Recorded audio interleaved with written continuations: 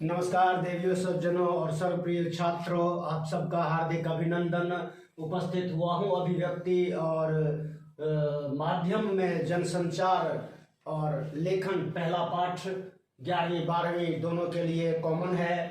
तो इसमें देखते हैं, जो पहले पाठ में हमने पत्रकारिता और उसके संचार के विविध आयाम, उसके अर्थ, प्रकार आदि के बारे में हमने देखा। आज इस पहले चैप्टर के अंदर जो प्रमुख स्तंभ हैं जनसंचार के, उनकी बात करेंगे। सबसे पहले समाचार पत्र पत्रिकाओं की बात करते हैं और जनसंचार की बात करते हैं। संदेश को एक स्थान से दूसरे स्थान तक अगर पहुंचाने की बात करें तो सबसे प्राचीन काल में देवर्षि नारद सबसे पहले समाचार वाहक हुए थे। और उसके बाद महाभारत काल में हम देखते हैं धृतराष्ट्र नेत्रहीन थे, उनका मंत्री संजय जो आंखों देखा हाल, युद्ध क्षेत्र का, कुरुक्षेत्र का आंखों देखा हाल सुनाया करते थे संजय। तो ये दोनों हमारे देश के प्राचीनतम संदेशवाहक या संचार कर्मी थे। अब चूंकि आधुनिक विश्व में आज से लगभग 600-700 वर्ष पहले छापाखाना, जब से छापाखाना प्रिंटिंग प्रेस का आविष्कार हो गया, तब से इस विश्व में जो संचार क्रांति आई, जनसंचार की जो क्रांति आई, वो अपने आप में सबके सामने विदित है, अनुपम है, अद्वितीय है। देखते हैं, आज से लगभग 600 वर्ष पहले जर्मनी के योहानेस गुटेनबर्ग, जिनका जन्म 1398 में और मृत्यु 1468 ईस्वी में हुई थी, उन्होंने 1439 ईस्वी में विश्व का पहला छापाखाना प्रिंटिंग प्रेस का आविष्कार किया, उसकी स्थापना की। और गुटेनबर्ग के द्वारा जो पहला संपादन कार्य हुआ था वो हुआ था बाइबल का, जिसको गुटेनबर्ग बाइबल के नाम से जानते हैं। तो ये तो विश्व का पहला छापाखाना। अगर भारत की बात करें तो भारत में सबसे पहले गोवा में 1556 ईस्वी में छापे खाने के प्रिंटिंग प्रेस की स्थापना की गई थी। और इसका पूरा क्रेडिट जाता है पुर्तगालियों को, क्योंकि गोवा पर 1960 तक हम सभी जानते हैं गोवा का शासन रहा था। तो गोवा पर पुर्तगालियों का शासन रहा था, तो ऐसे में उन्हीं को, पुर्तगालियों को वो क्रेडिट जाता है, उसका श्रेय जाता है भारत में पहली प्रिंटिंग प्रेस की स्थापना का। इसके बाद अगर हम अखबारों की बात करें तो भारत में सबसे पहले अंग्रेजों, चूंकि हम सब जानते हैं ईस्ट इंडिया कंपनी, अंग्रेज सबसे पहले पूर्वी भारत में आए और उन्होंने बंगाल में अपना कोलकाता को अपनी राजधानी बनाई थी। तो भारत का पहला जो समाचार पत्र है वो है दी बंगाल गजट, जिसका संपादन कार्य जेम्स ऑगस्ट हिक्की ने किया था। और अगर हिंदी में अगर बात करें, हिंदी का पहला समाचार पत्र, साप्ताहिक समाचार पत्र उदंत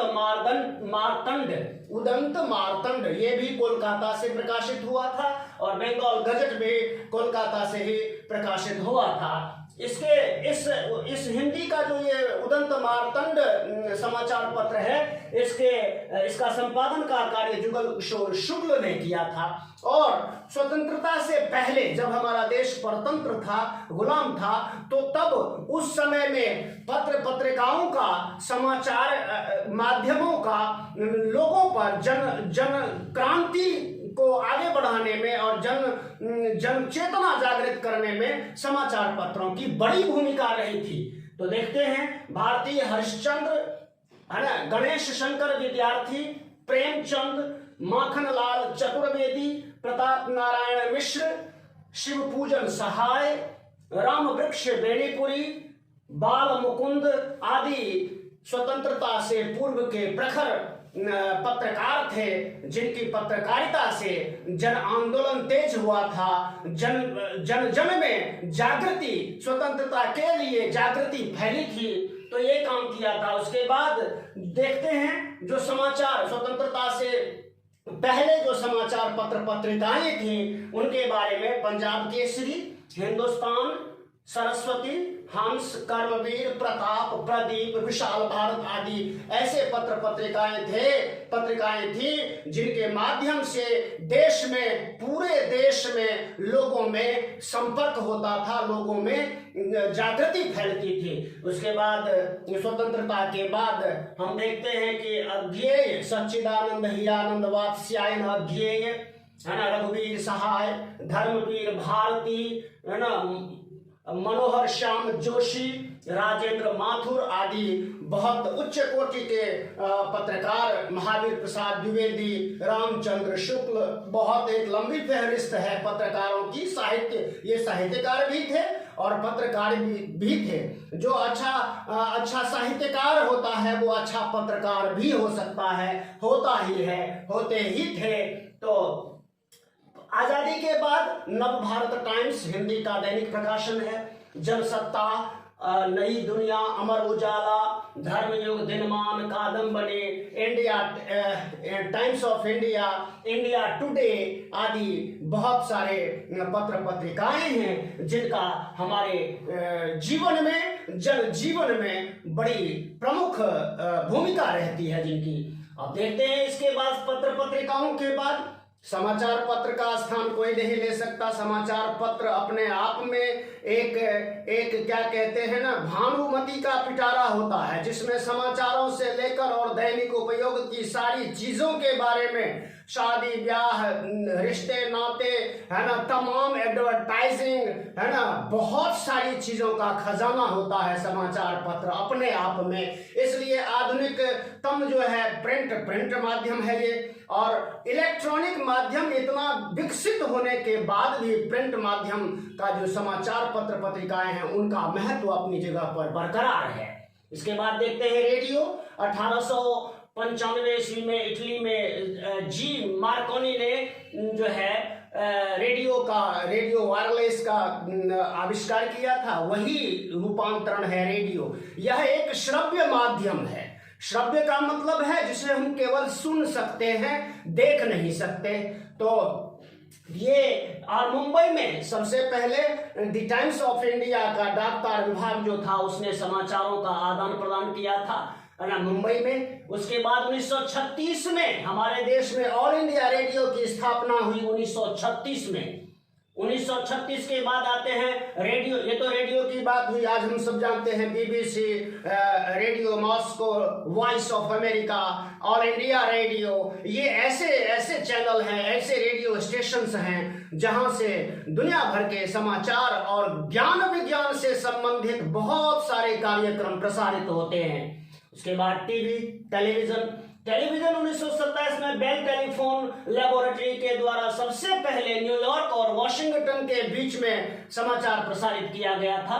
1936 में बीबीसी की स्थापना, टेलीविजन सेवा शुरू हुई थी, और 1959 में 15 सितंबर 1959 ईस्वी में इंडिया में टेलीविजन का जो है ना, उसकी टेलीविजन समाचार की शुरुआत हुई थी। फिर 1 अप्रैल 1976 को आकाशवाणी से दूरदर्शन को बिल्कुल स्वतंत्र अलग कर दिया गया। पहले ये आकाशवाणी के अंतर्गत ही हुआ करता था, बाद में इसका नाम दूरदर्शन दिया गया टेलीविजन को हमारे देश में। दूरदर्शन के आज हम देखते हैं, पहले एक चैनल था, आज इसके भी विविध चैनल हैं, है ना। चैनलों की तो आज सरकारी, गैर सरकारी इतने समाचार चैनल हैं। टीवी के चैनल हैं समाचारों से संबंधित, फिल्म से संबंधित, फैशन से संबंधित, है ना, भोजन से संबंधित, मतलब एक लंबी फहरिस्त है। कौन सी ऐसी वस्तु है जिस कैटेगरी पर स्वतंत्र एक चैनल नहीं बन गया हो। और 24/7 जो 24 घंटे कहते हैं हर निशम सेवा महे का कार्य करते हैं, वो दिन रात सेवाएं देते हैं अपनी। उसके बाद सिनेमा की चर्चा किए बिना जनसंचार अधूरा रहता है ना। सिनेमा एक ऐसा माध्यम है जो मनोरंजन, दृश्य भी है और श्रव्य भी है। दृश्य श्रव्य, टेलीविजन भी दृश्य और श्रव्य दोनों ही है। ये हम देख भी सकते हैं, सुन भी सकते हैं। तो ये सिनेमा भी उसी तरह से है। ज्ञान विज्ञान, इन सबका उद्देश्य शिक्षा का प्रचार प्रसार, सूचनाओं का आदान प्रदान, जन जागरण, ये सब तो होता ही है। उसके बाद सिनेमा सबसे पहले 1894 ईस्वी में थॉमस एल्वा एडिसन ने फ्रांस में पहली फिल्म बनाई थी द अराइवल ऑफ ट्रेन। उसके बाद 1913 में हमारे देश में दादा साहेब फाल्के के निर्देशन में, उनके निर्माता निर्देशन में जो है राजा हरिश्चंद्र पहली फिल्म बनी थी, जो मूक थी, बोल नहीं रहे थे, उसमें उसके पात्र बोल नहीं रहे थे, इसलिए उसको साइलेंट फिल्म कहते हैं, साइलेंट सिनेमा।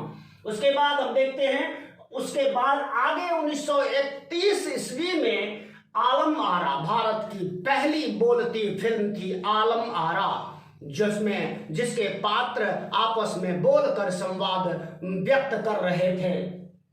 इसके बाद सिनेमा का तो हम देखते ही हैं, आजकल जो है सिनेमाओं में भोंडापन ज्यादा आ गया है ना, वो आदर्श वाली बात नहीं रही है, नग्नता, अश्लीलता और हिंसा, मारधाड़ वाली फिल्में लोग ज्यादा पसंद करते हैं। तो मारधाड़, साजिश, तमाम कानून, समाज, कोई ऐसा विषय नहीं है जिस पर फिल्में नहीं बनती। और हमारे देश की बॉलीवुड है ना, संसार की सबसे बड़ी संस्था है, जहां पर एक साल में हजारों फिल्मों का निर्माण होता है, हजारों फिल्में आती हैं बाजार में, जो कुछ एक दर्शकों को लुभाती हैं, कुछ एक आज के युवाओं को लुभाती हैं, और ज्यादातर फिल्में जो है आधुनिक समसामयिक विषयों से संबंधित फिल्में होती हैं, जो राजनीति से संबंधित, समाज के अन्य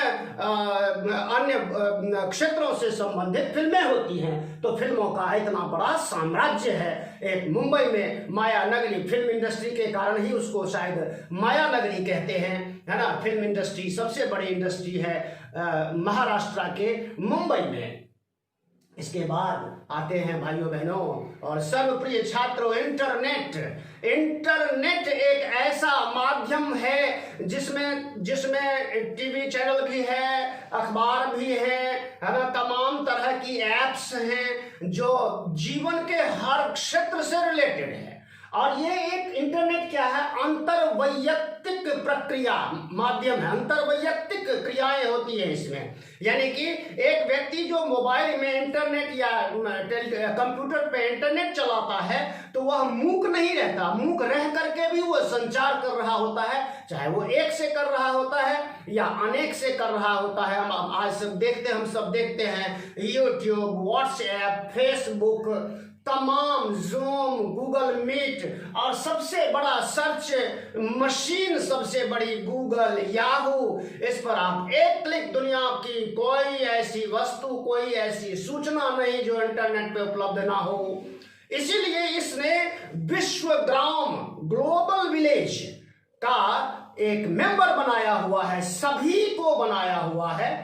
आज भी कुछ इलाके ऐसे हैं जहां इंटरनेट की सेवा उपलब्ध नहीं है, इंटरनेट सबके पहुंच में नहीं है, लेकिन भारत जैसे देश में करोड़ों लोग जो है इंटरनेट से जुड़े हुए हैं। और आज इस कोरोना महामारी के काल में तो भैया सारी क्लासेस ऑनलाइन चलती हैं, इंटरनेट के बिना तो कोई क्लास ही नहीं होती। भला हो इंटरनेट महोदय का, भला हो गूगल महोदय का, है ना, भला हो यूट्यूब महोदय का, जिन्होंने ऐसे प्लेटफॉर्म्स, जनसंचार माध्यम का एक बहुत बड़ा फैक्टर होता है मंच उपलब्ध कराना, स्टेज उपलब्ध अवेलेबल कराना, जहां पर हम अपने विचारों को खुलकर प्रकट कर सकते हैं, हम क्लास अटेंड कर सकते हैं, क्लास के लिए मैटर तैयार कर सकते हैं, है ना, बहुत सारे काम करते हैं हम। हमारी सबकी क्लासेस ही आज इंटरनेट के सहारे चल रही है। ये ना होता तो शायद हमारी कोई भी क्लासेस या कुछ भी पढ़ाई तो बिल्कुल ठप ही हो चुकी होती।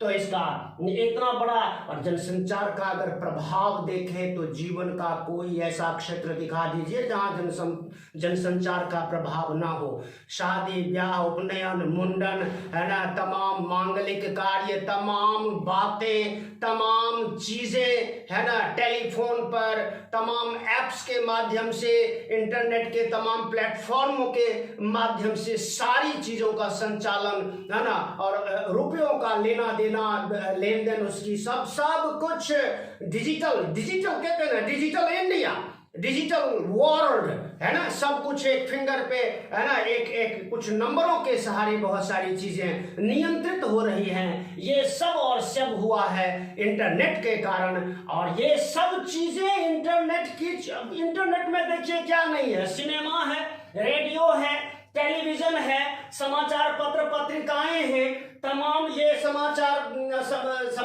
पत्र क्या नाम है, पत्रकार लोग हैं, तमाम लोग हैं, इंटरनेट के प्लेटफॉर्म पर उपलब्ध हैं सबके सब।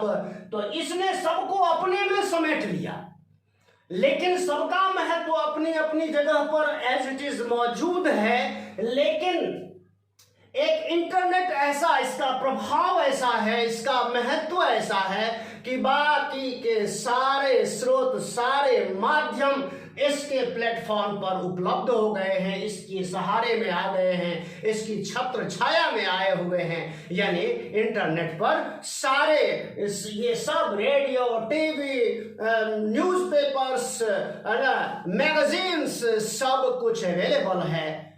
तो ये सब हम सब इन सब का जमकर इस्तेमाल करते हैं और ज्ञान के लिए ज्यादा इस्तेमाल करें, अब ज्ञान के लिए नहीं। बहुत सारी चीजें हैं, अश्लीलताएं हैं, बहुत सारी अनावश्यक वस्तुएं हैं इंटरनेट पर, हो सकती हैं किसी के लिए वो मनोरंजन की वस्तुएं हैं। लेकिन हम विद्यार्थियों को जो विद्या प्राप्त करने के क्षेत्र में लगे हुए हैं, उनको सिर्फ और सिर्फ अपने जीवन के लिए, जो ज्ञान के लिए उपयोगी चीजें हैं, उन्हीं का इस्तेमाल करना चाहिए रेगुलर रूप से। बाकी मनोरंजन भी करिए, मनोरंजन उसी में कीजिए, पढ़ने लिखने में ही मनोरंजन कीजिए, तो आपका मनोरंजन भी होगा और ज्ञान रंजन भी होगा, ज्ञान भी आता रहेगा मनोरंजन के साथ। तो थैंक यू। अभी तक वीडियो देखने के लिए आप सबका धन्यवाद। जिन्होंने चैनल को सब्सक्राइब नहीं किया है तो सब्सक्राइब कीजिए, बेल आइकन को नोटिफाई कर दीजिए। Thank you for watching. जय हिंद, जय भारत, जय भारती, नमस्कार।